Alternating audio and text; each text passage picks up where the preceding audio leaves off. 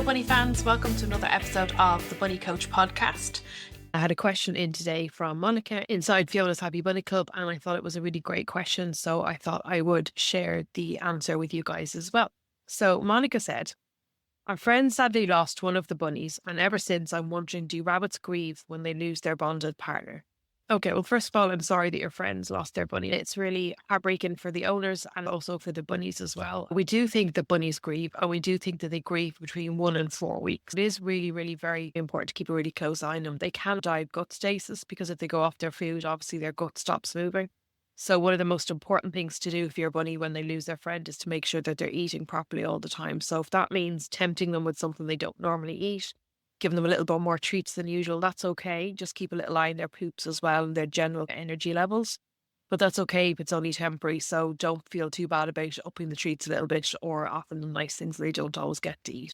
They also need lots of extra time and attention from you during this time, and it can be really helpful to give them a teddy bear to cuddle and groom as well.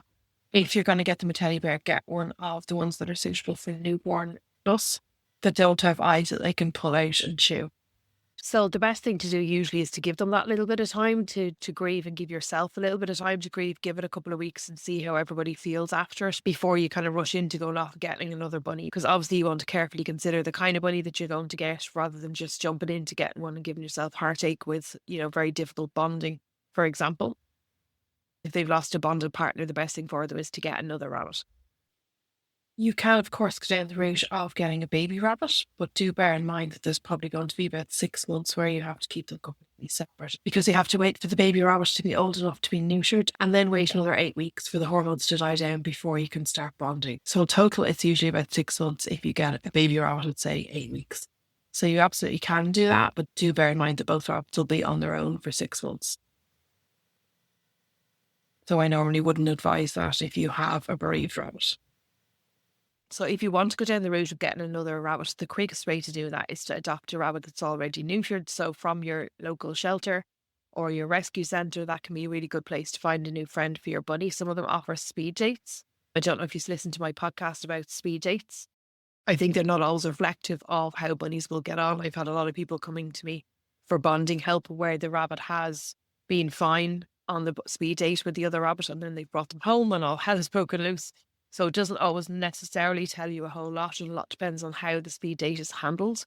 But your rabbit is out of their own environment, so they're going to behave differently towards a rabbit than they will when you bring them into their own home. But it can give you a kind of indication of whether they're likely to be fairly calm together or go straight into tornado. If they go straight into tornado even there, then you definitely don't want to bring that particular bunny home.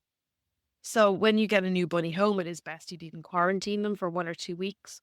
So again, that's going to delay a little bit the bonding. It would be better if they were in separate rooms, and you should always feed and tend to your own rabbit first. And then after that, tend to the other rabbits just in case they're carrying something that you don't want to pass to your own rabbit. I know the benefit of doing it that way around is that your rabbit is less likely to smell the other rabbit on you, which will make them less aggressive. Sometimes when you bring a new bunny into the house, then your own bunny can behave very badly because they smell the other rabbit. So they're not stupid. They probably know the other rabbit is there, but that'll kind of lessen things a little bit.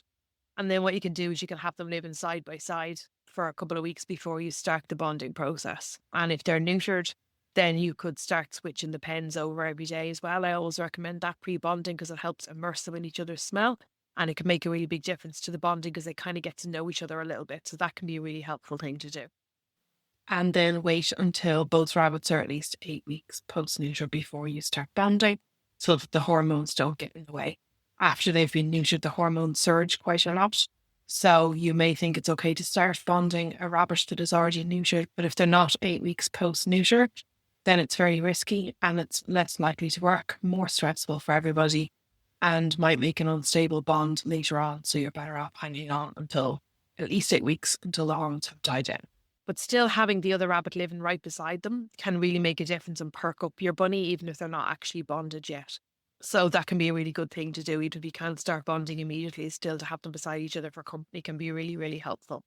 It can go the other way where they can be aggressive because it's not their bonded partner and it's another bunny in the house, but that should settle down over time. And still it's good for them to have some company beside them and something to do to watch the other bunny can be really helpful as well, rather than just sitting in the corner being depressed, which unfortunately some bunnies do.